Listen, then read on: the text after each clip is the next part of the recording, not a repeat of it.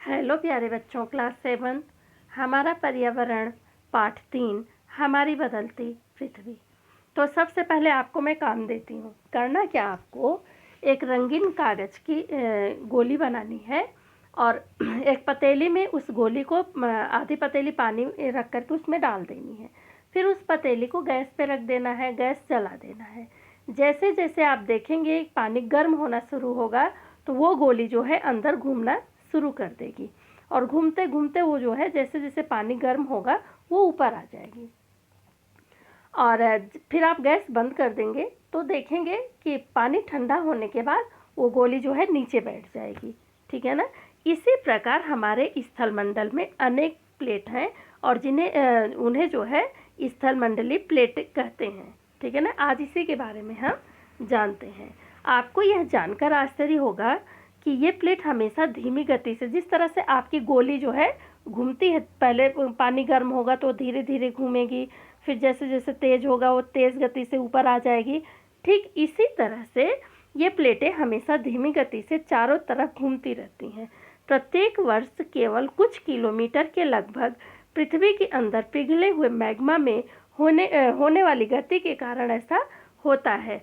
अब मैग्मा आपका जल हो जाएगा और प्लेटें आपकी गोली हो जाएगी। ठीक है बच्चों। पृथ्वी के अंदर पिघला हुआ मैग्मा एक वृत्तीय रूप में घूमता रहता है, जैसा कि आप उस पतीली में देख सकते हो किस तरह से वो क्रियाएं गोली कर रही है। ठीक है ना।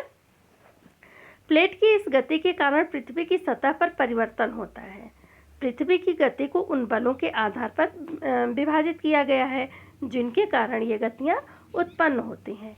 जो बल पृथ्वी के आंतरिक भाग में घटित होती हैं उन्हें अंतर्जनित बल कहते हैं और जो बल पृथ्वी के बाहर घटित होती हैं उन्हें बहिर्जनित बल कहते हैं। तो जैसा कि यहाँ पे तालिका में दिया हुआ है।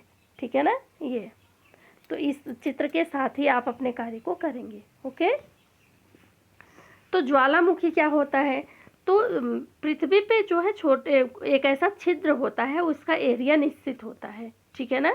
तो जब मैग्मा पिघलता है और अचानक उस छिद्र से पिघले हुए मैग्मा बाहर आ जाता है, पदार्थ बाहर आता है, तो ज्वालामुखी उसे जो है उस निकलते हुए मैग्मा को ज्वालामुखी का नाम दिया गया है, जैसा कि इस चित्र में दिखाया गया है। पिछली बार 6th क्लास में मैंने प्रैक्टिस करके भी दिखाया था, आपको याद होगा तो। ठीक है ना। कुछ उस तरह से। अब एक काम आपको और करना है। एक बर्तन ले, उसे जल में भरकर ढक्कन से बंद कर दें तथा जल जो है गर्म करने के लिए रख दें। उसके ऊपर एक ढक्कन रख दें। उस पर छोटे हल्के फुल्के सामान, कुछ दालें रख दें, चम्मच रख दें, हल्के फुल्के सामान उस ढक्कन के ऊपर रख दें और गैस जला दें। तो जैसे जैसे पानी गर्म होना शुरू होगा तो वो उबलना शुरू होगा तो ढक्कन हिलना शुरू हो जाएगा, उसमें कंपन होने लग जाएगी। और जैसे प्लेट में कंपन शुरू हो जाएगी तो ऊपर रखे हुए जितने भी पदार्थ हैं, जो वस्तु हैं, जैसे मटर, चम्मच, इस तरह से चना, तो वो जो है छितिर बितिर करके कोई इधर कोई उधर गिरने लग जाएगा। सेम यही गति जब भूकंप आने को होती है तो हमारी पृथ्वी पर सेम वही गति होती है। तो जहाँ पे ये कंपन आरंभ होता है उसे जो है उद्गम केंद्र कहते हैं और जो निकट का स्थान होता है उसे अधिकेंद्र कहते हैं। अधिकेंद्र से कंपन बाहर की ओर तरंगों के रूप में गमन करती है, अर्थात निकलती है। अधिकेंद्र के निकटतम भाग में सर्वाधिक हानि होती है, जो उसके पास का केंद्र होता है। अधिकेंद्र से दूरी बढ़ने के साथ भूकंप की तीव्रता धीरे धीरे कम हो जाती है। ठीक है बच्चों। ये देखेंगे यहाँ पे इस चित्र को अच्छे से। तो इसमें जैसे प्लेट सीमा क्या है, अधिकेंद्र क्या है, भूकंपी तरंगे सभी दिशाओं में बाहर की ओर किस तरह से निकलती हैं। उद्गम केंद्र वह स्थान जहाँ भूकंप उत्पन्न होता है, वह भूकंपी ऊर्जा का उद्गम केंद्र कहलाता है। और ये जो है इनकी 3 तरंगे, जो भूकंपी तरंगे 3 प्रकार की बताई गई हैं, जैसे पी तरंगे अथवा अनुदैर्ध्य तरंगे, एस तरंगे अथवा अनुप्रस्थ तरंगे, एल तरंगे अथवा पृष्ठीय तरंगे। ठीक है। अब आगे बढ़ते हैं। आगे देखेंगे आप बच्चों। तो वैसे तो भूकंप की भविष्यवाणी करना संभव नहीं है, लेकिन कुछ स्थानीय लोग होते हैं जिन्हें उनके आने की जो है संभावनाएं व्यक्त हो जाती है। जैसे पशु हैं, वो उनको जानकारी हो जाती है, उनमें हलचल होने लगती है, उनके व्यवहार में परिवर्तन आ जाता है। तालाब में मछलियाँ जो है उत्तेजित हो जाती हैं, सांप जो है धरातल पर आने लगते हैं, अर्थात उन्हें भूकंप आने की जो है संभावना पता हो जाती है कि ये भूकंप आने वाला है। भूकंप का मापन एक यंत्र से किया जाता है जिसे भूकंप लेखी कहते हैं। भूकंप की तीव्रता रिक्टर स्केल पर मापी जाती है। जिस भूकंप का तीव्रता 2.0 अथवा उससे कम होती है उसका प्रभाव नहीं के बराबर होता है। जिस भूकंप की तीव्रता 5.0 होती है वह वस्तुओं के गिरने से क्षति पहुंचा सकता है। जिस भूकंप की तीव्रता 6.0 अथवा उससे अधिक होती है वह बहुत शक्तिशाली, और जिसकी तीव्रता 7.0 अथवा अधिक होती है वह सर्वाधिक शक्तिशाली होता है और वह हमें जान मान का बहुत नुकसान पहुंचाता है। ठीक है ना बच्चों? तो जैसे भूकंप आना है और आपको आभास हो गया तो आप क्या सावधानी बरतेंगे? आप जो घर के कोने होते हैं उस कोने में खड़े हो जाएं, ठीक है ना? टूट फूट के गिरने वाले सामान से जो है दूर हो करके, जहाँ बिजली के तार वगैरह खंभे हैं वहाँ से दूर हो जाएं, मैदानी क्षेत्र में चले जाएं और औरों को भी इसके बारे में सूचित करें ताकि वो बच सकें। ठीक है ना? तो मुख्य स्थल कृतियाँ क्या क्या होती हैं? अपक्षय एवं अपरदन नामक 2 प्रक्रमों द्वारा दृश्य भूमि लगातार विघटित होती रहती है। पृथ्वी की सतह पर शैल के टूटने से अपक्षय की क्रिया होती है। भूदृश्य पर जल, पवन एवं हिम जैसे विभिन्न घटनाओं के द्वारा होने वाले क्षय को क्या कहते हैं? अपरदन कहते हैं। वायु, जल और अपरदित पदार्थों को एक स्थान से दूसरे स्थान पर ले जाते हैं और फलस्वरूप एक स्थान पर निक्षेपित करते हैं। अपरदन एवं निक्षेपण के प्रक्रम पृथ्वी के धरातल पर विभिन्न स्थलकृतियों का निर्माण करते हैं। नदी के क्या कार्य होते हैं? नदी के जल से दृश्य भूमि का अपरदन होता है। जब नदी किसी खड़े ढाल वाले स्थान से अत्यधिक कठोर शैल या खड़े ढाल वाली घाटी में गिरते हैं, कुछ इस तरह से इस चित्र में आप देख सकते हो। ठीक है ना? तो वहाँ क्या करते हैं, इस गिरने हुए, तेज गति से गिरते हुए जल को क्या नाम दिया गया है?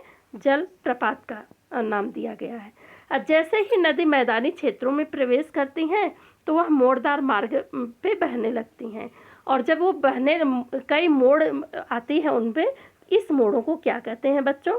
विसर्प कहते हैं। ओके, तो इन जो विसर्प का जो नाम है, जैसे वो एक चाप झील का निर्माण करती हैं, बाढ़ के मैदान का निर्माण करती हैं, तटबंध करती हैं, और यहाँ पे विसर्प से होने वाले जो निर्माण होते हैं उन्हें करती हैं। जैसे चाप झील, कभी कभी नदी अपने तटों से बाहर बहने लगती हैं तो जो उसके नज़दीक का वो होता है उसे बाढ़कृत मैदान कहा जाता है, अथवा वो अपने साथ लाई हुई अवसादों को वहाँ पे छोड़ देती हैं। ठीक है ना? नदी के उत्थित तटों को तटबंध कहते हैं। समुद्र तक पहुँचते पहुँचते नदी का प्रवाह जो है धीमा हो जाता है तथा नदी अनेक धाराओं में विभाजित हो जाती हैं, जिनको वितरिका कहते हैं। यहाँ नदी इतनी धीमी हो जाती है कि अपने साथ लाए मलबे निक्षेपण और करने लगती हैं, अर्थात जहाँ के तहाँ उन्हें छोड़ती हुई आगे बढ़ जाती हैं, जिससे क्या होता है? डेल्टा का निर्माण होता है। ठीक है? तो समुद्री निर्माण को देख लेते हैं। समुद्री का क्या कार्य है? तो समुद्री तरंगे के अपरदन एवं निक्षेपण तटीय स्थल कृतियाँ बनाते हैं। समुद्री तरंगे लगातार सैलों से टकराती रहती हैं, जिससे जो है दरार विकसित होती हैं, कुछ इस चित्र की तरह। इनको समुद्री गुफा कहते हैं। इन गुफाओं, ये देखिए समुद्री गुफा, ये ठीक है ना? इन गुफाओं के बड़े होते जाने पर इनमें केवल छत बचती है, जिससे तटीय मेहराब कहते हैं। लगातार अपरदन छत भी तोड़ देते हैं, जिन सिर्फ दीवारें बचती हैं तो उन्हें स्टैक कहते हैं। ठीक है ना? और जो ऊर्ध्वाधर उठे, जल के ऊपर लगभग ऊर्ध्वाधर उठे हुए ऊंचे स्थलीय तटों को समुद्र भृगु कहते हैं। ये आपका जो है मिलान में आएगा, सही मिलान में, तो उसमें जो है समुद्र भृगु तो दिया है लेकिन ऊर्ध्वाधर नहीं दिया है, तो आप ऊर्ध्वाधर क्वेश्चन में समुद्र भृगु से मिलान कर देंगे। ठीक है ना? हिमनद के कार्य देख लेते हैं। हिमनद अथवा हिमानी बर्फ की नदियाँ होती हैं। हिमनद अपने नीचे की कठोर चट्टानों से गोलाश्मी मिट्टी और पत्थरों को अपरदित कर देती हैं और गोलाश्मी मिट्टी एवं पत्थरों से भूदृश्य का अपरदन करती हैं। हिमनद गहरे गर्तों का निर्माण करती हैं। पर्वत गर्तों बोले तो गड्ढा, ठीक है ना, खाई। पर्वतीय क्षेत्र में बर्फ पिघलने से उन गर्तों में जल भर जाता है और वह सुंदर झील बन जाते हैं। हिमनद के द्वारा लाए गए पदार्थ जैसे छोटे बड़े सैल, रेत एवं तलछट मिट्टी निक्षेपित होते हैं। ये निक्षेपित हिमनद हिमोड़ कहलाते हैं। क्या कहलाते हैं बच्चों? हिमोड़ कहलाते हैं।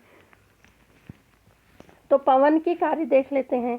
क्या आप रेगिस्तान कभी गए हुए हो? नहीं गए हो तो कोई बात नहीं, टीवी में दिखाते रहते हैं, ठीक है ना, टीवी में ज़रूर देखा होगा सबने। तो ये देखिए, बालू टिब्बे के कुछ एक चित्र एकत्र करने का प्रयास कीजिए और उसे अपनी कॉपी पे चिपकाइए, ठीक है। रेगिस्तान में पवन अपरदन एवं निक्षेपण का प्रमुख कारक है। रेगिस्तान में आप छत्रक के आकार के सैल देख सकते हैं, जिन्हें सामान्यतः छत्रक सैल कहते हैं।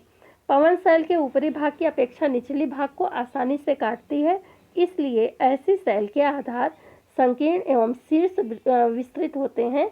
पवन चलने पर यह अपने साथ रेत को एक स्थान से दूसरे स्थान पर पहुंचाती हैं। जब पवन का बहाव रुकता है तो यह रेत गिरकर छोटी पहाड़ी बनाती हैं।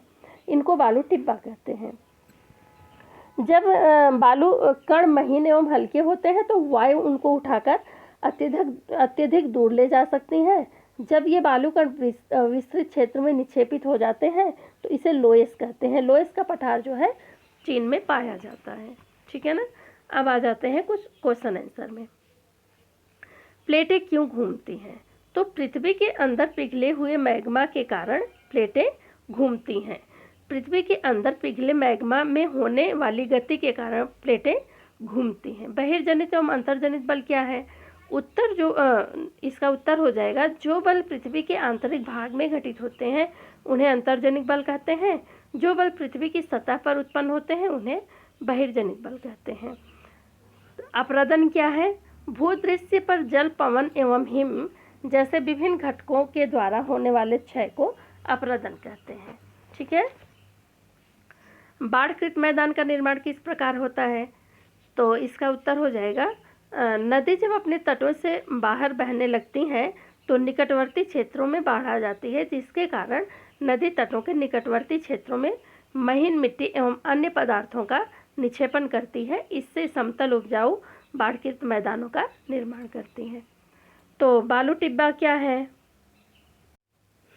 तो इसका उत्तर, पवन चलने पर अपने साथ रेत को एक स्थान से दूसरे स्थान पर पहुंचाती हैं। जब पवन का बहाव रुकता है तो यह रेत गिर करके छोटी पहाड़ी बनती है। इसको बालू टिब्बा कहते हैं। समुद्री पुलिन का निर्माण कैसे होता है? समुद्री तरंगे किनारों पर अवसाद जमा कर समुद्री पुलिन का निर्माण करती हैं। चाप झील क्या है? जब नदी मैदान में प्रवेश करती है तो यह मोड़दार मार्ग में बहने लगती हैं। समय के साथ अपरदन व निक्षेपण की क्रिया के फलस्वरूप मोड़ नदी से कट जाते हैं और एक अलग झील बनाते हैं, जिसे चाप झील कहते हैं। सही उत्तर को चिन्हित कीजिए कि इनमें से कौन सी समुद्री तरंग की विशेषता नहीं है। तो क्या लिखोगे आप? सैल नहीं है। हिमनद के निक्षेपण की क्या विशेषता है? हिमनद के निक्षेपण की क्या विशेषता है? तो आप इसमें लिखेंगे हिमोड़, ठीक है ना। पृथ्वी की आकस्मिक गतियों के कारण जो घटना घटती है, ज्वालामुखी। छत्रक सैल पाई जाती है रेगिस्तान में। चाप झील यहाँ पाई जाती है नदी घाटी में, ठीक है बच्चों। तो अब आप कारण बताएं। क्वेश्चन आपने खुद करना है, मैं इसको करा देती हूँ। 5वां क्वेश्चन। तो जैसे कि आप क्वेश्चन बोल रहा है कि इनको पढ़िए और इनके अनुसार इनके नाम लिखिए। तो स्थल कृत्य में आप लिखेंगे जलप्रपात। क्या लिखेंगे? जलप्रपात लिखेंगे और यहाँ लिखेंगे अपरदन। विसर्प लिखेंगे यहाँ लिखेंगे अपरदन व निक्षेपण, ठीक है ना। और बाढ़कृत मैदान लिखेंगे आप यहाँ और निक्षेपण लिखेंगे आप यहाँ। सो धन्यवाद बच्चों। इस तरह से आप अपने वीडियो को सुनिए और अपना अपडेट दीजिए। धन्यवाद।